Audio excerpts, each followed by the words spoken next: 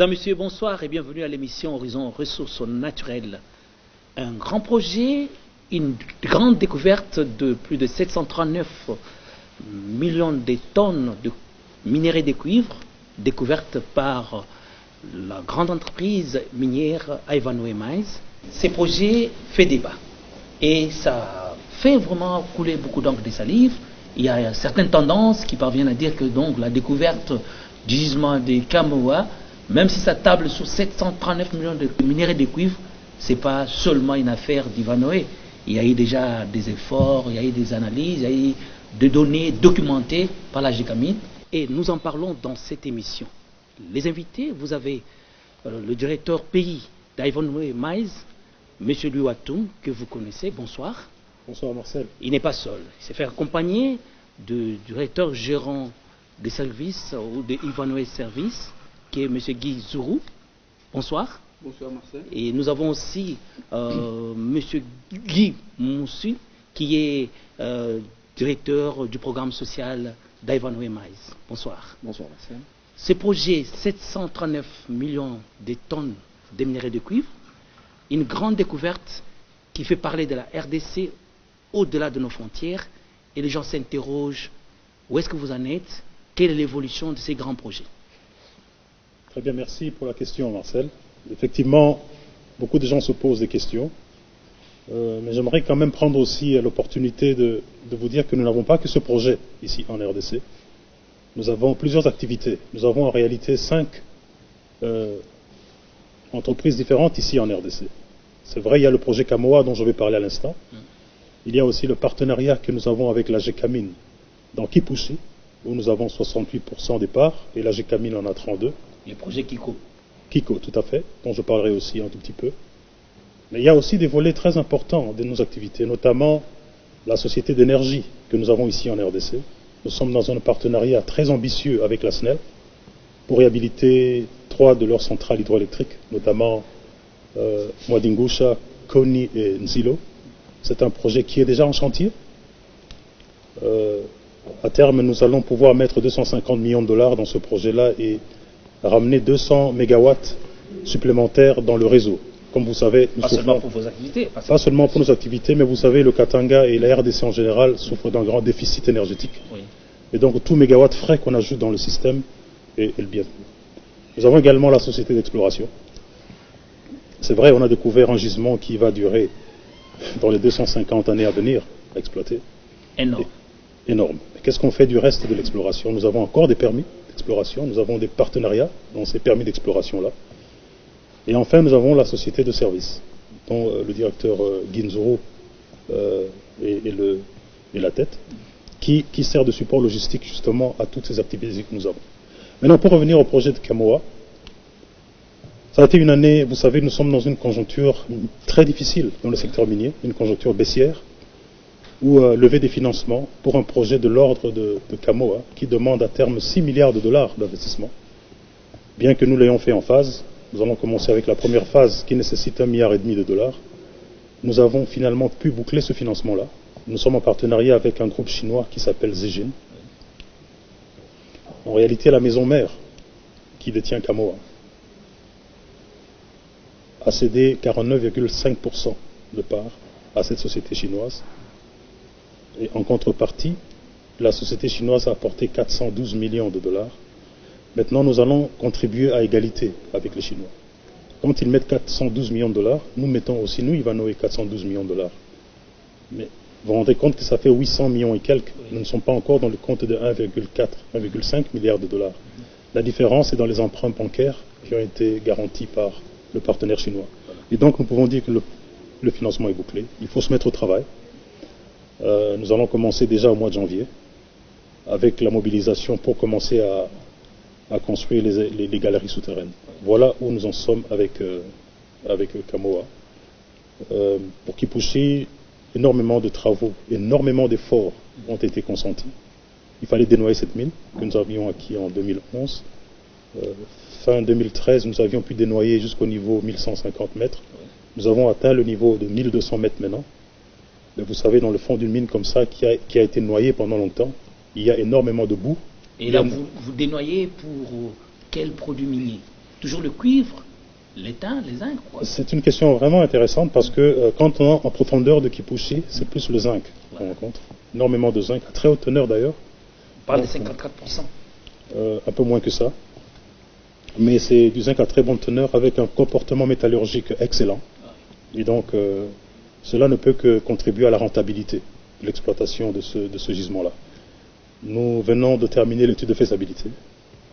Nous sommes en discussion avec notre partenaire Jucamine pour voir comment aller à l'étape suivante. Oui, alors comment vous résistez à la tempête des tendances baissières? Parce que c'est là la grande question. Vous avez parlé de moyens que vous allez mettre, 1,5 milliard presque, mais déjà les tendances baissières, ça ne vous fait pas peur? Marcel, vous savez, quand on va dans une tendance baissière comme celle-ci, on n'a pas réellement le choix, on n'est pas magicien. On a le dos contre le mur, on fait une seule chose. On améliore ses efficiences opérationnelles. On se remet en question. Et on regarde dans son organisation, dans sa structure, dans sa façon de travailler, surtout quand on vit avec de l'argent emprunté, comme c'est le cas pour plusieurs opérateurs miniers. On fait très attention à chaque dollar qu'on dépense. Donc il faut absolument améliorer les efficiences opérationnelles. Nous nous sommes attelés du côté de Kamoa et de Kipushi, dans toute notre organisation, à refaire une restructuration qui n'a pas été facile, nous l'avons faite. Et maintenant, nous sommes en train de nous aligner justement pour être le plus efficient possible. Parce que même si on a le financement, encore faut-il qu'il puisse nous faire parvenir à bon port. Et donc il faut bien contrôler les coûts. Vous savez que la RDC a produit plus d'1,2 million tonnes de cuivre l'année passée. Cette année, les estimations arrivent à tabler sur 1,05 million de tonnes de cuivre, mais la population congolaise s'interroge que nous ne ressentons pas l'impact de toutes ces productions des millions de tonnes de cuivre. Même si vous avez découvert 739 millions, même si vous allez extraire le zinc d'une très bonne teneur, les gens ne ressentent pas. Est-ce que vous êtes toujours motivé à y aller comme ça? Ouais. C'est vrai, les populations, et c'est légitime qu'elles se posent ces questions-là.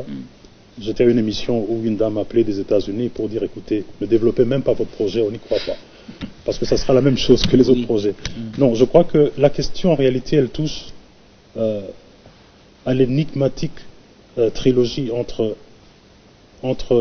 le gouvernement, les opérateurs miniers et les communautés, la société civile. Dans cette trilogie-là, j'ai toujours dit qu'il faut que chacun joue sa partition. C'est-à-dire qu'il faut que l'État puisse emmener un régime fiscal, un code minier incitatif pour attirer les investissements. Pour ne pas dire vous restez en 2002. Écoutez, Kamoa, c'est le fruit même du code minier de 2002. Je ne peux que le dire. C'est après 2002 qu'on a vu des investissements à milliards venir en RDC. Il faut qu'on soit objectif. C'est vrai, il n'est pas parfait ce code-là, il mérite d'être amélioré. C'est pour cela que nous participons à ce débat-là, pour le rendre encore plus attractif. Et bien sûr, il faut que l'État assure la sécurité et puisse assurer les infrastructures, etc. Les opérateurs miniers ont un rôle à jouer important. Ils apportent les capitaux et la technologie. Ils créent les emplois. Ils transfèrent les connaissances aux communautés. Et bien sûr, il faut respecter les lois d'un pays. Mais les communautés ont aussi un rôle à jouer. Elles doivent s'approprier les projets dans leur zone où les projets sont développés. Elles doivent participer à ce développement aussi. C'est seulement quand chacun jouera son rôle proprement dans cette trilogie-là qu'on verra une meilleure distribution des richesses. Mais il y a autre chose aussi. C'est un peu plus complexe que ça, Marcel. Ma petite expérience m'a montré une chose dans le secteur minier. Lorsque vous commencez une mine, vous créez 2000 emplois, 3000 emplois. Vous avez attiré 15 000 demandeurs d'emploi. Oui. En réalité, vous êtes entouré d'une zone de demandeurs d'emploi qui est 3-4 fois plus que ceux que vous employez. Vous créez artificiellement un chômage dans la zone où vous avez créé un emploi. Et au final, on a l'impression que les mines ne font pas assez. Mais cela doit interpeller tout le monde, l'État, nous et les communautés, parce qu'il faut diversifier l'économie. Il faut quelque part chercher des voies alternatives pour dire qu'il n'y a pas que les mines. Et d'ailleurs, je vais vous dire une chose, les mines vont de plus en plus en se modernisant. Aujourd'hui déjà, nous voyons de plus en plus des mines où vous allez à 800 mètres sous le sol, il y a des camions bennes où il n'y a pas de chauffeur. Il y a des chargeuses où il n'y a pas d'opérateur.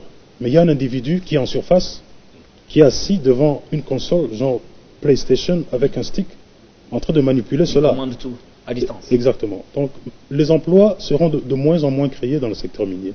Il faut qu'on réfléchisse en termes d'alternatives, telles que l'agro-industrie, la petite et moyenne entreprise, qui peut supporter certains secteurs de l'économie nationale, etc. Mais c'est un débat c'est un grand débat. Mais par rapport aux sous-traitants, vous êtes avec les Congolais ou vous avez toujours des main-d'œuvre importées?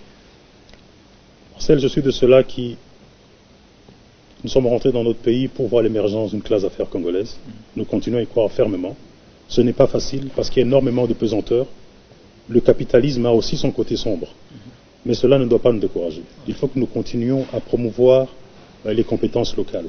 Et croyez-moi, Marcel, on va y arriver. Ces projets font débat.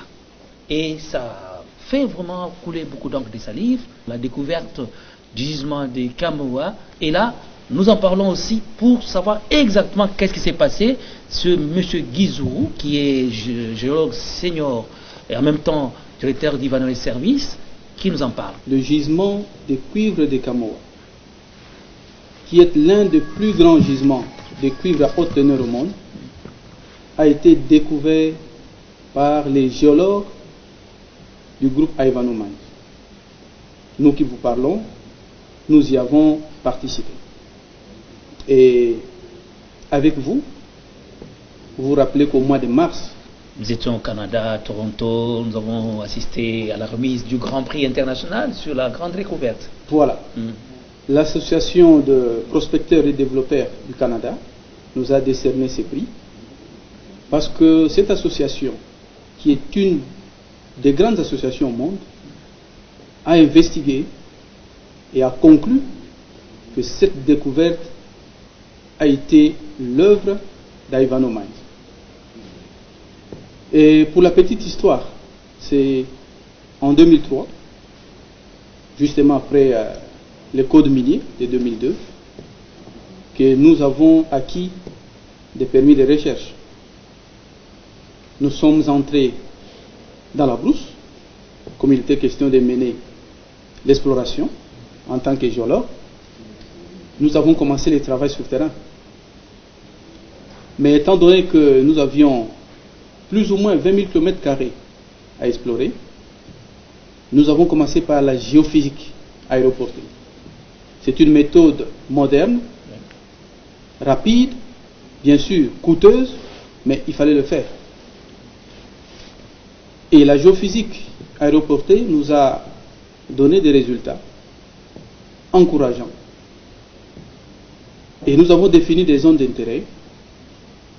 De ces zones, nous avons continué notre recherche par la géochimie et la géologie sur terrain et la géophysique sur terrain. Et en 2006, de l'interprétation de nos résultats, nous avons fait le programme de forage. Et de ces programmes de forage, en 2008, nous avons alors découvert des gisements de Kamoa. En 2008. Et après la découverte de 2008, nous avons sollicité du gouvernement congolais des permis d'exploitation que nous avons acquis en 2012. Et depuis 2012, nous attelons à la construction des infrastructures de la mine pour passer à la phase d'exploitation de ces gisements. Voilà, nous pouvons dire que, comme vous l'avez confirmé, le projet ou la découverte du gisement de Kamoa est exclusivement l'affaire d'Ivanoé Mines. Alors, pour cette découverte, c'est conclu une affaire des experts géologues d'Ivanoé Mines. Et aujourd'hui, comme vous le dites, ça vous a coûté combien, si vous ne pouvez pas taire des chiffres? Et vous avez parlé de 2003 jusqu'à 2013-14, cette découverte. Parce que je me rappelle, lorsqu'on a signé des contrats miniers ou lorsqu'on a fait la révisitation des contrats miniers, on n'a pas parlé d'un certain gisement de Kamoa. C'est juste après. Sinon, si on avait des documents qui tablaient sur une telle découverte, je crois que la GICAMINE pouvait bien déjà céder ça à un partenaire, comme le partenaire s'est bousculé autour de la GICAMINE. Donc c'est connu. L'exploration minière exige de gros moyens financiers. Et nous conseillons à ceux qui voudraient bien s'y lancer d'avoir des reins solides. On ne voudrait pas ici avancer des chiffres, mais retenez que ça coûte des centaines et des centaines de millions de dollars. Voilà. Quel est le programme d'exploitation de ces grands gisements? Parce que c'est bien, on a découvert. Vous avez parlé des partenaires que vous avez eus. Vous avez dit qu'au mois de janvier, vous allez commencer. Mais est-ce qu'on peut savoir quel est le calendrier et comment ça va se passer concrètement? Oui, tout à fait. Comme je l'ai dit au début de l'émission, nous allons aller en 2 étapes dans le développement de ce grand projet de Kamoa. Et la première étape que nous commençons maintenant, c'est une étape qui va nécessiter 1,4 milliard de dollars et qui va consister essentiellement à faire les galeries souterraines et à construire un concentrateur en surface d'une capacité d'alimentation de 3 millions de tonnes l'an. Cela pourra produire fin 2018 déjà 100 000 tonnes de concentré. Et puis alors la deuxième étape va être lancée, où nous allons monter la capacité du concentrateur on va ajouter 8 millions supplémentaires de tonnes, on va monter en fait à 11 millions de tonnes de capacité du concentrateur. Et nous allons aussi construire une fonderie qui pourra alors nous produire 300 000 tonnes de cuivre blister. Voilà. Quel impact économique? Qu'est-ce que la population, surtout qui sera affectée par votre production, va gagner de tout ça? Vous savez, Marcel, moi je dis toujours que les mines, la plus grande contribution des mines, et c'est pour cela que je suis fier d'être dans le secteur minier, et je dis toujours que les mines, c'est un des secteurs qui propulse les économies des pays dans le carré des économies émergentes. Parce que les mines apportent les infrastructures, les routes, les chemins de fer, les centrales hydroélectriques. C'est d'abord ça ce que les mines apportent, avant tout. Comme je vous ai dit, nous allons ajouter une capacité de 200 MW dans le grand déficit énergétique ici en RDC. C'est une première chose. Nous allons bien sûr aller dans la réhabilitation des routes. Également, nous allons contribuer à l'effort. Il y a une grande discussion maintenant qui se fait autour de 400 km qui relie Kolwezi à Dilolo, pour pouvoir aller sur le chemin de fer de Benguela qui va sur le port angolais. Et donc, entre Kolwezi et Dilolo, nous allons aussi contribuer à ce chemin de fer-là. Mais il y a aussi les retombées dans les escarcelles de l'État. À terme, ce projet va apporter près de 9 milliards de dollars à l'État congolais. Vous savez quel est le budget national de notre pays? Quand nous parlons de 9 milliards, vous pouvez imaginer l'impact. Une seule entreprise qui va donner 9 milliards. Exactement. Et puis bien sûr, même si nous disons que les emplois, et que les mines vont se modernisant, mais il y aura quand même des milliers, peut-être 3-4 000 emplois. Et là, je dis toujours aux gens, lorsqu'on parle d'emploi, ne regardez pas en termes d'individus, regardez même au-delà des familles, parce que la famille à l'africaine, c'est pas le père, la mère et les enfants, mais c'est aussi les enfants orphelins du défunt frère ou de la défunte sœur. Mais c'est également la boulangère du coin qui va vendre son pain à crédit. Le pharmacien du coin qui va vendre ses aspirines à crédit, parce que cet homme est crédible, il travaille. Les études qui ont été faites dans les secteurs miniers et reculés ont démontré un facteur moyen multiplicateur d'1 à 25. Pour chaque individu qui travaille dans une mine, il y a directement ou indirectement 25 personnes qui dépendent de cette personne-là. Et donc, quand vous avez créé 3 000 emplois, 4 000 emplois, vous pouvez facilement multiplier ça par 25 pour voir l'impact que cela a. Maintenant, ce n'est pas tout. Il y a du point de vue du capital humain, le renforcement des capacités, tout le transfert des connaissances, des compétences et les formations que nous allons donner à tous ces gens qui vont contribuer à la construction de cette mine et à l'opération de cette mine.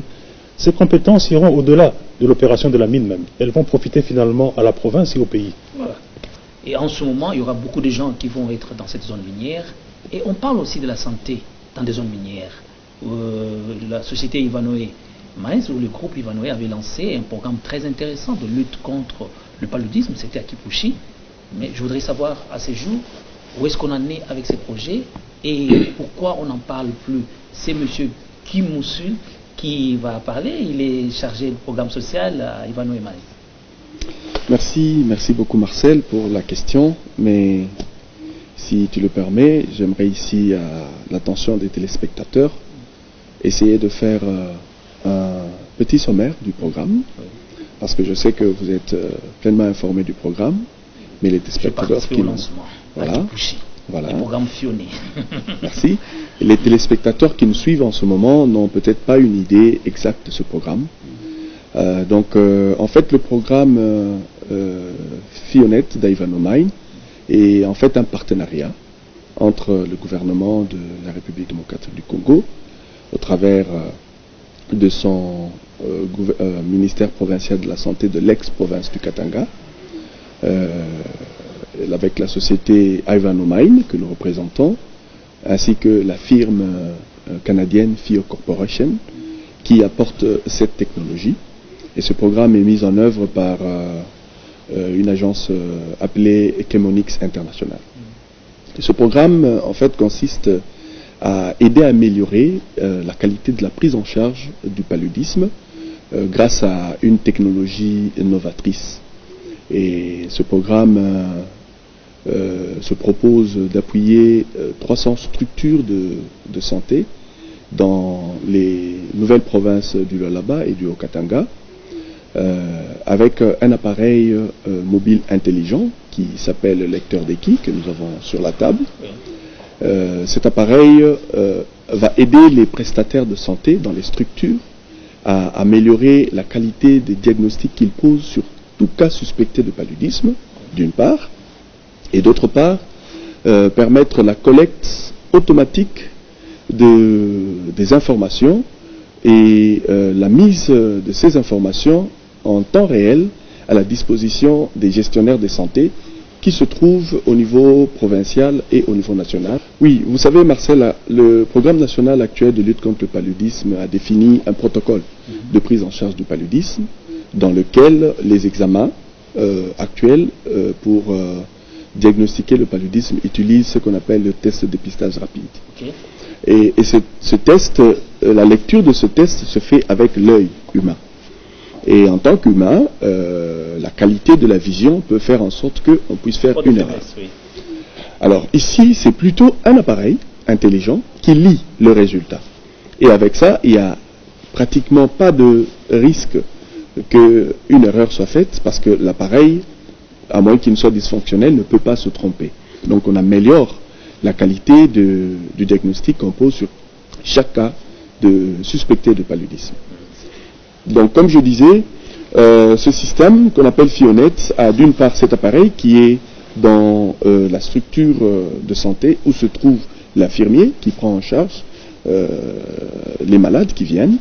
Et pendant qu'il fait son travail de routine, toutes les informations qui sont logées dans cet appareil, qui est un appareil digital très simple à manipuler, comme les appareils intelligents de téléphonie qu'on a aujourd'hui, pas même un ordinateur, exactement. Et toutes les informations sont des Android, c'est un appareil Android qui est logé dedans, juste pour votre connaissance. Toutes ces informations sont automatiquement transmises et téléchargées dans un univers protégé d'informations. C'est ça le système Fionet, auquel les gestionnaires de santé qui se trouvent à plusieurs kilomètres de là où se fait la prise en charge médicale peut entrer en contact au travers un ordinateur ou bien une tablette ou un appareil intelligent pour avoir les informations inhérentes à cette prise en charge. Ça veut dire qu'il y a une fiabilité des informations qui est transmise et une promptitude dans la transmission de ces informations. Et avec ça, on peut savoir déjà combien de personnes ont souffert de cette maladie à une X période. Non seulement ça, on peut avoir une idée exacte de la manière dont le prestataire est en train de se conformer par rapport au protocole et aider le prestataire à s'améliorer au cas où il y a des échecs en temps réel pour éviter, n'est-ce pas, ce décalage entre ce qui est exigé d'être fait et ce qui se fait réellement sur terrain. Et ça entre dans le cadre des activités sociales d'Ivanhoe Mines qui veut bien appuyer la population dans cet élan de lutte contre le paludisme. En effet, parce que parmi nos programmes sociaux, nous avons ce que nous appelons le capital social, dans lequel est défini un certain nombre d'activités et le secteur santé est un des secteurs importants que nous appuyons pour le bénéfice des populations riveraines et qui sont dans notre périmètre minier. Monsieur Guy, mais depuis le lancement, il y a 3 mois aujourd'hui, le lancement qui Kipushi jusqu'à ce jour, c'est comme si on s'est tué. On n'entend plus parler de ces programmes Fionet ou Fionet, ça dépend. Oui, on n'entend pas, oui et non, on en entend parce que nous qui sommes sur terrain et qui mettons en œuvre ce projet, nous savons que les activités évoluent. Après le lancement qui s'est passé à la fin du mois de 30 août 2015, Oui. il était prévu qu'il y ait une formation, d'abord des formateurs, au bénéfice du personnel de la coordination provinciale du programme national de lutte contre le paludisme et du personnel des divisions provinciales de la santé des nouvelles provinces du Lualaba et au Katanga, ainsi que des personnels des zones de santé de Kipushi et du Lualaba, de Kanzenzé. À ce jour, cette formation est déjà faite. Elle s'est passée à la fin du mois de septembre de cette année.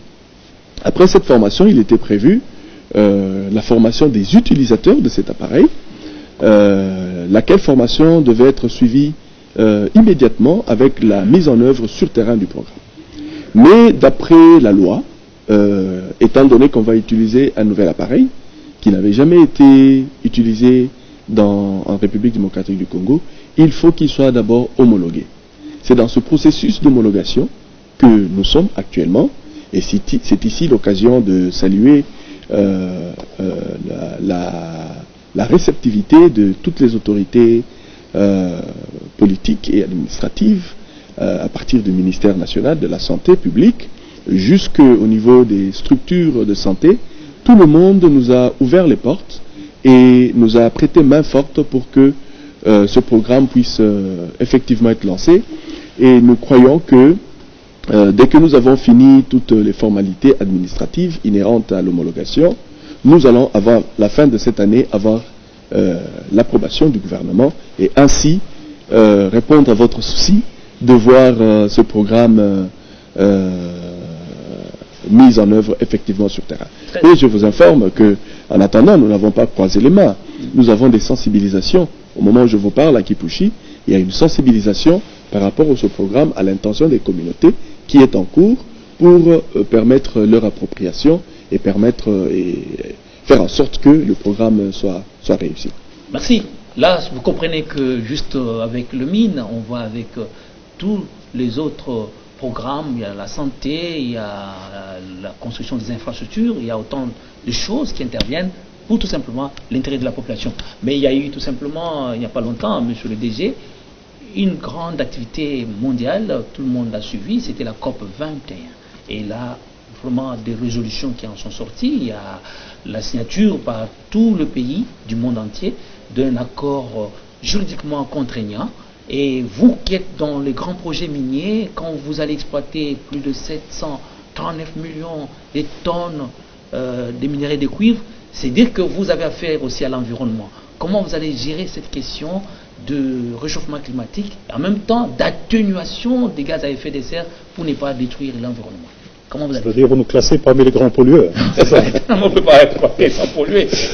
Écoutez, Marcel, je dois dire une chose avant tout. Je tiens à remercier encore une fois nos autorités et toute la réflexion qui a été faite bien avant COP21. Regardez notre code minier par exemple. Il est très avant-gardiste en termes de respect des normes environnementales. Il faut s'y soumettre et vous verrez que vous êtes déjà de loin dans le sens d'être responsable du point de vue de l'environnement. Bien sûr, il faut faire plus. Il faut aller avec les tendances actuelles où on doit vraiment faire attention à l'environnement. Et je crois que Ivanoé a été bien au-delà de ce qui est requis par la loi. Je demanderai peut-être au directeur Guy Moussuil de vous parler par exemple du programme de reforestation que nous avons par exemple, entre autres, pour vous dire que du point de vue environnement, nous sommes en train d'aller au-delà même des normes. Vous créez des puits de carbone, donc avec le reboisement, la reforestation, c'est autant de programmes très importants. Donc Ivanoé n'est pas du reste, mais avec tout ce qui s'est dit autour de cette grande découverte, M. Guizuru, en tant que géologue, quelles leçons vous tirez? Vous avez découvert, après les gens essaient un peu de dire le contraire. Quelles leçons vous tirez de cette grande découverte? Et aussi dans l'avenir, si Ivanoé découvre encore, parce que vous continuez la prospection, quels sont les garde-fous que vous allez avoir pour ne plus permettre aux gens de dire le contraire? Plusieurs leçons que nous pouvons tirer de la découverte du gisement des Kamoa. Je vais en énumérer quelques-unes. La première, nous l'avons dit tout à l'heure, l'exploration minière exige de gros moyens financiers, matériels et humains. La deuxième leçon, c'est que il faut avoir l'expertise qu'il faut pour y parvenir. Il faut aussi de la patience, il faut de la persévérance, mais il faut noter aussi que l'exploration minière est un risque l'investisseur qui y met de l'argent, il sait qu'on cherche, on peut découvrir ou pas. Heureusement pour nous, nous avons découvert Kamoa. Mais notez qu'au départ, nous avions 20 000 km² de terrain, mais le gisement de Kamoa ou le projet Kamoa ne s'étend que sur 400 km². Donc sur le reste, on n'a pas encore découvert. Donc si vous continuez, nous parlerons même de 2 ou 3 millions. Et il est possible, vous savez, nous continuons la recherche. Et il est possible que demain, sur les autres terrains, nous puissions découvrir. Nous sommes en partenariat avec d'autres sociétés. Il est possible qu'on puisse découvrir d'autres gisements. Mais la plus importante leçon qu'il faut retenir, vous savez, lorsque nous étions étudiants, moi je suis géologue de formation, nous avons appris que tous les gisements cuprocobaltifères au Katanga sont localisés dans ce qu'on appelle la série des mines. La ceinture du cuivre qui part de la Zambie jusqu'en RDC contient plusieurs gisements.